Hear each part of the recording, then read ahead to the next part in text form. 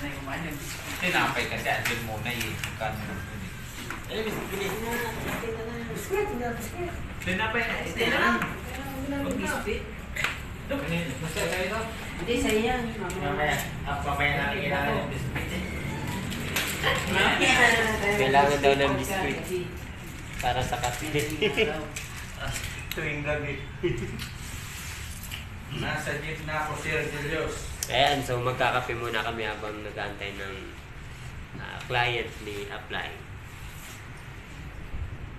Kape-kape.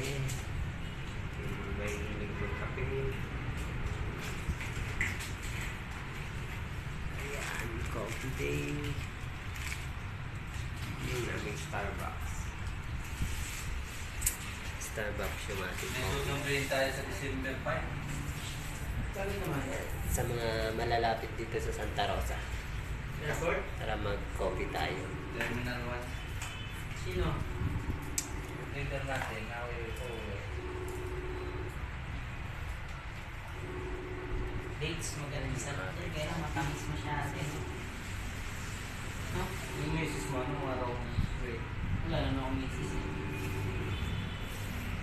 Kami.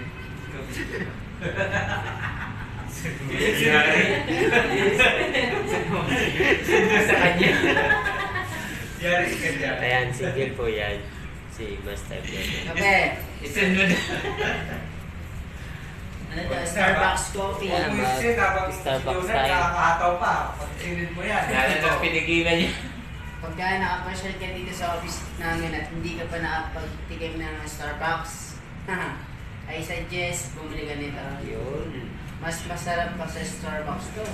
Masarap na healthy pa. Healthy. Healthy na. And At healthy coffee. kumikita ka pa rito pagka ito binili. Yun Sa yung Starbucks, the best. ikaw ang pagkakitaan dito, ikaw Yun kikita. ang malupit dito sa coffee natin. Bumili ka na. Ayan, so tara, kape muna tayo. Wala na yung mga product mo. Nasa na yung package mo. Ayan, magkakape na naman tayo. Oh, yun. Office day. Yung tipo nga amoyin ko pa lang, napapasok na.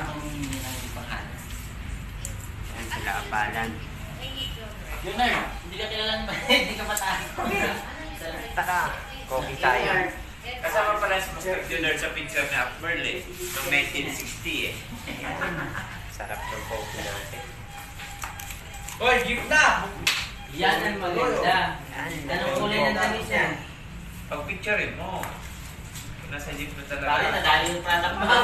Sir, Paano jeep. mag-picture Ano eh? yung mga nakuha sa'yo? Picture tayo. Ito kami magkausap. Dito kayo. Sir, jeep Ayan. na. Pupunta ka lang. Oh, wait. And coffee. Tara, it takes Ah. 4 meters.